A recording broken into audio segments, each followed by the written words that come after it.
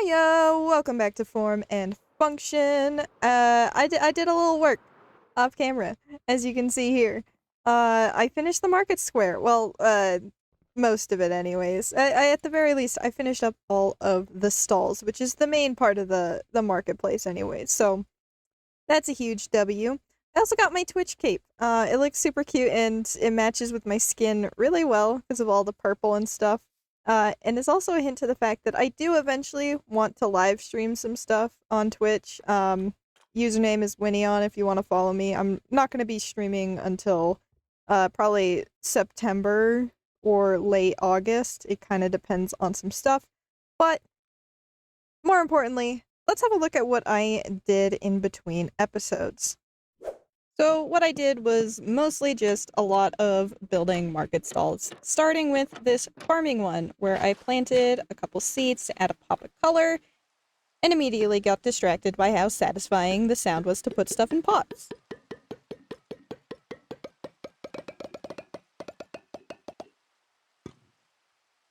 I also took advantage of the data pack we have on the server to turn item frames invisible to make it look like we have a barrel of carrots.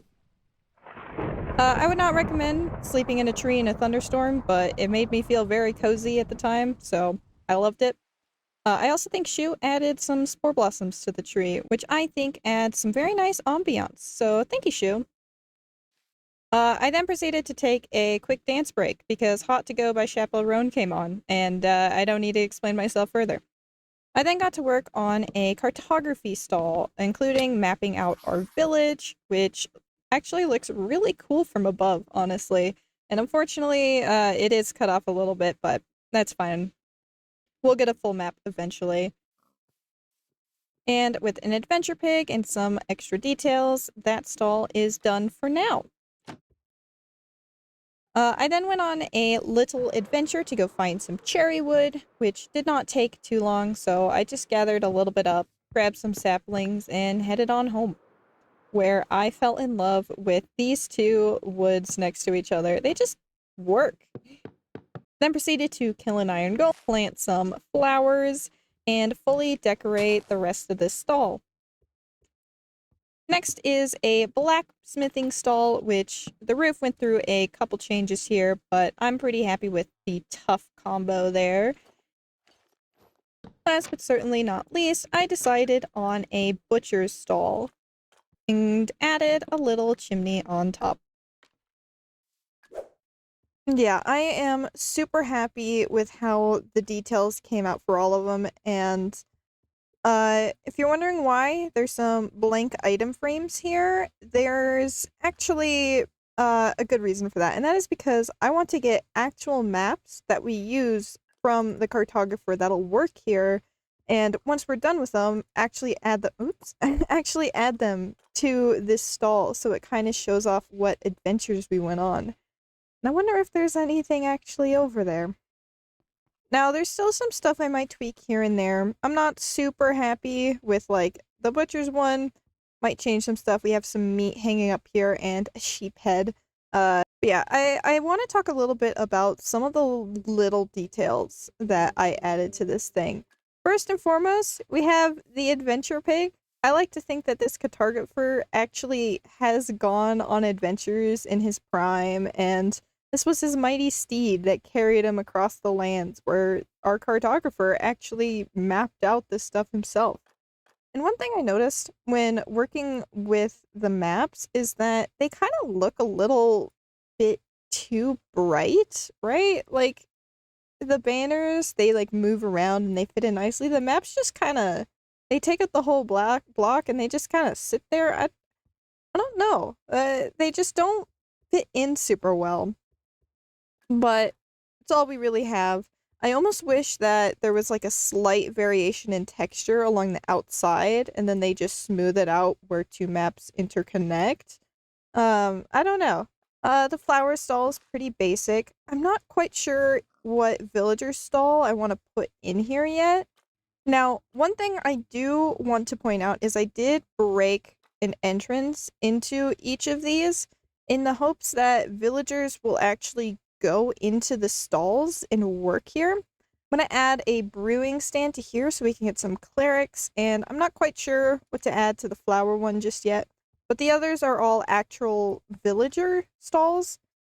My only concern is the trapdoors might break them a little bit, so if I need to, I will just trade them out for trapdoors, but we'll see what happens when we actually get villagers. Now, this is a shulker monster. It's not fully, like, it is organized. Like, there's all my woods and flowers and some building blocks, and then just a bunch of random stuff.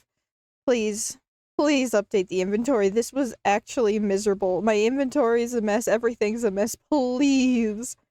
But I'm gonna go ahead and just deal with this, organize it, and oh, this feels so much nicer. And to top it all off, everything inside here is now organized with the yellow shulker boxes at the top. We used to just have, like, I don't know, 6 barrels in here, but we have since expanded, including an extra barrel down here.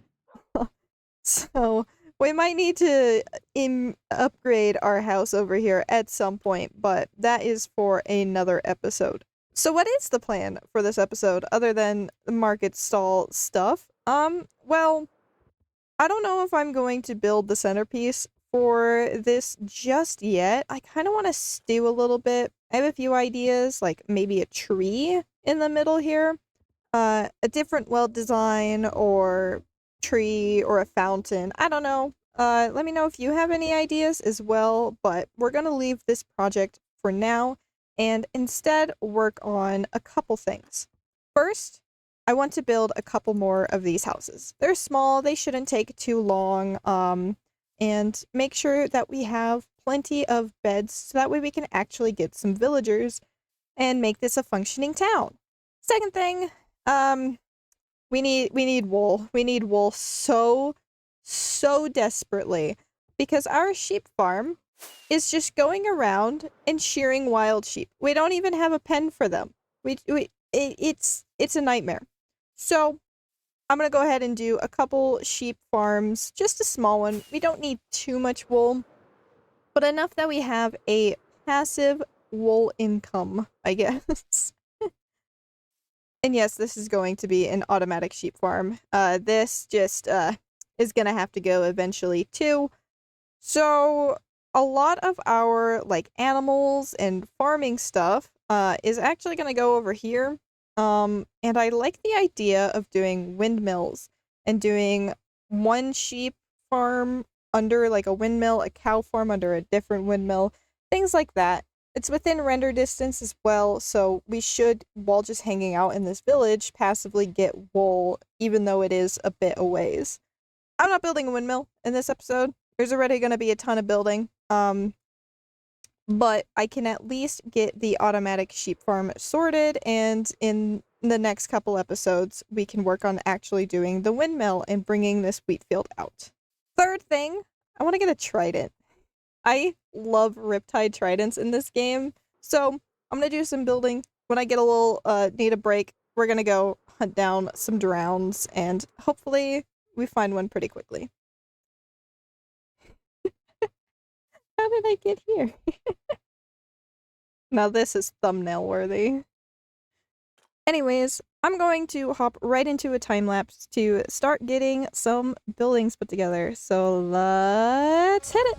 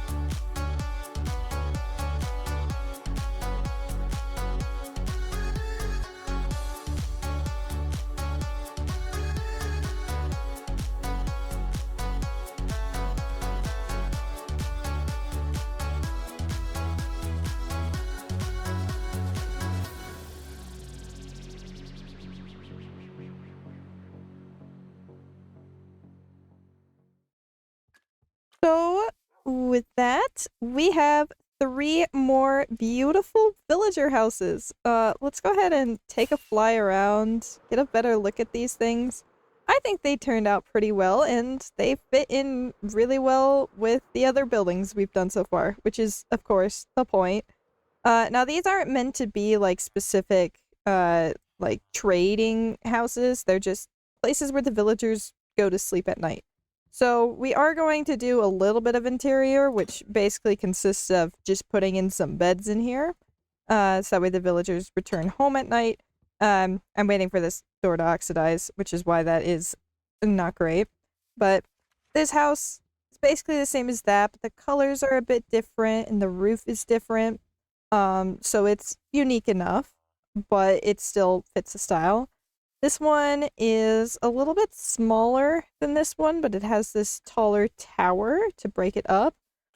I wish we had more green slabs, but I think the copper does work really well here, and I definitely want to use more of it in future builds as well.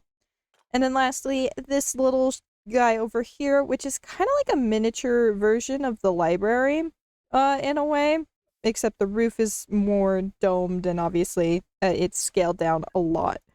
So I'm gonna go ahead and take a break from building and go ahead and find that trident that I mentioned I want to get earlier.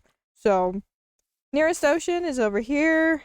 F3B to enable hitboxes. And we got looting. So I guess I'll go find it, and when I find it, hog, I guess. I should have brought a brush. Oh. Wonder if there's a chicken nearby. Can one of you drop a copper bar?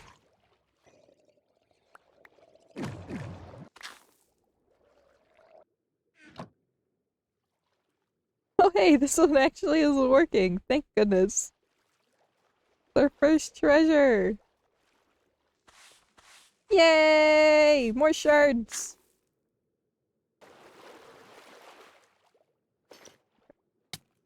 Here we go. Oh god, there's 2 of them. I probably should have brought a shield now that I think about it. Oh god, there's 3 of them. Okay. So that clearly means we're gonna get at least 1, right? Oh, it killed it for me. Oh my god, no freaking way! That's amazing! Hold on, let me get this. Did I pick it up? I did. Okay. Now you drop one too. Okay, that would have been sick. Oh my god, there's another one? Dude, there's so many drowned over here. Okay. Well, we got the trident on our second trident drown. That's actually insane. Look at how many there are. I can't believe there was like 4 in this one area. That's insane. Well, the question is, since that I haven't even been recording for 15 minutes, I don't think. Should I go for another? Or should I...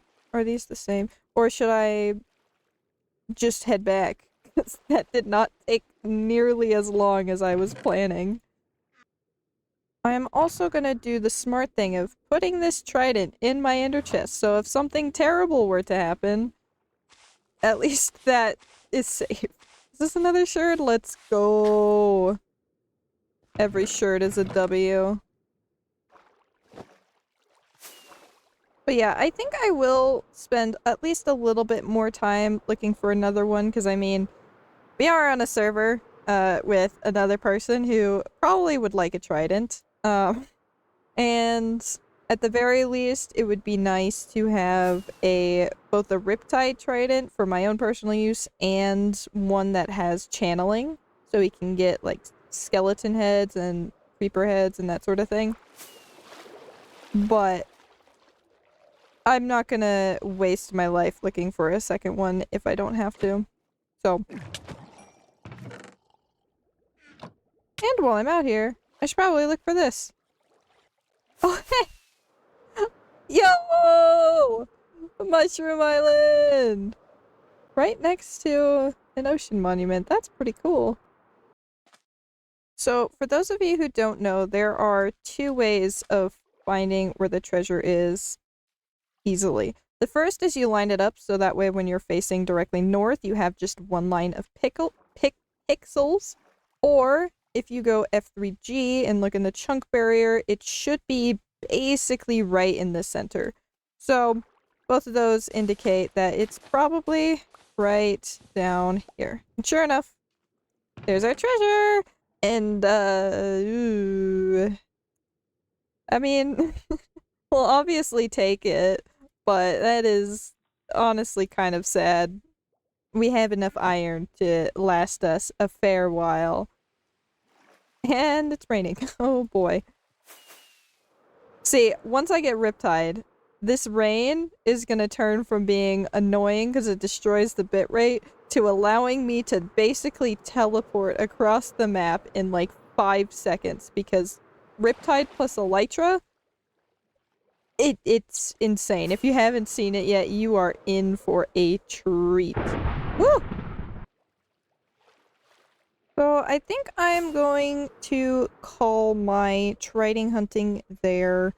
I'm gonna hop over to the end dimension with that Trident and get some enchantments going. And let me turn F3B off and sleep since the rain isn't broken and overpowered just yet.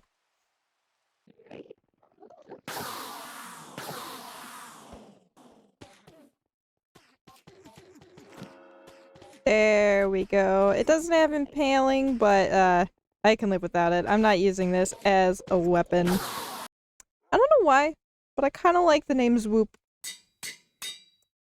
Because it makes me go Zwoop. But, okay. I'm so excited for this. I'm just gonna do this for now. Woohoo! That is so much fun. Oh, I love Riptide. Now, the very last thing we need to do in this episode is we need to get those sheep going. So let's actually... There's no water near here. I can't Riptide off into the sunset again.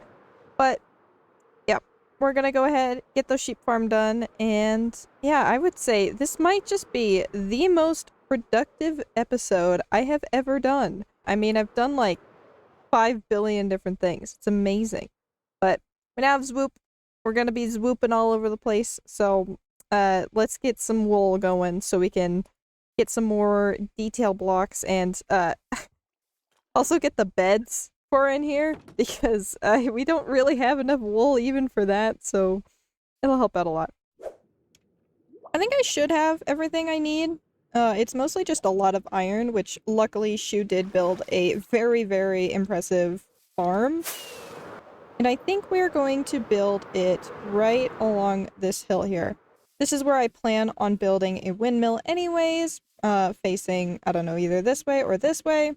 So underneath here, we're going to have a quadrant of 4 different sheep farms, with 2 sheep in each little section.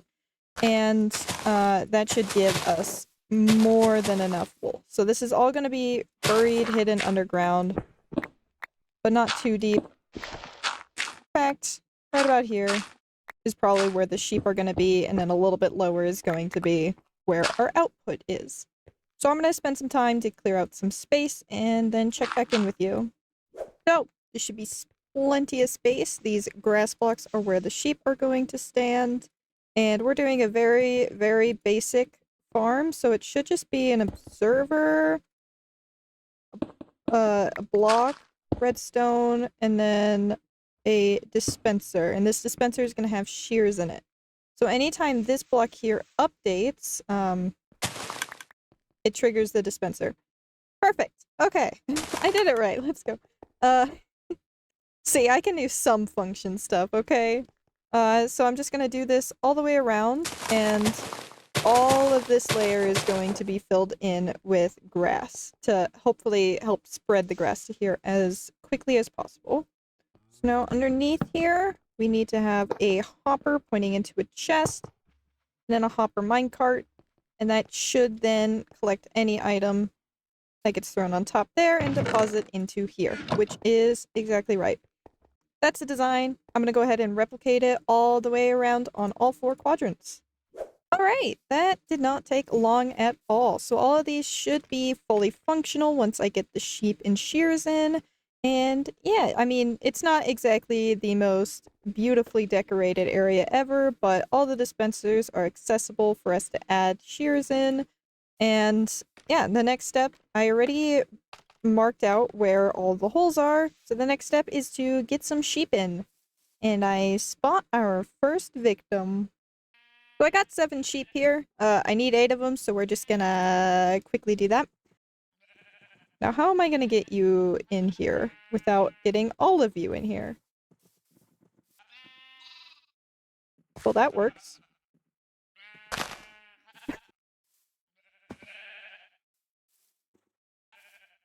Beautiful! That actually was not nearly as bad as I was expecting.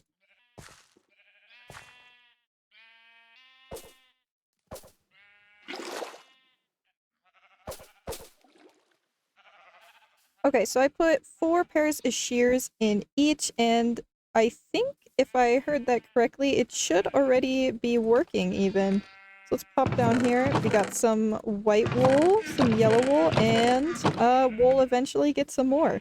So this is a huge, huge success here. Ooh, I should sweep. And yeah, I might just go AFK for just a little bit to build up some wool supply over here. And in a future episode, we'll build a windmill to cover up the entrance to this farm here. And I am very, very excited to continue working in the Sunflower Village.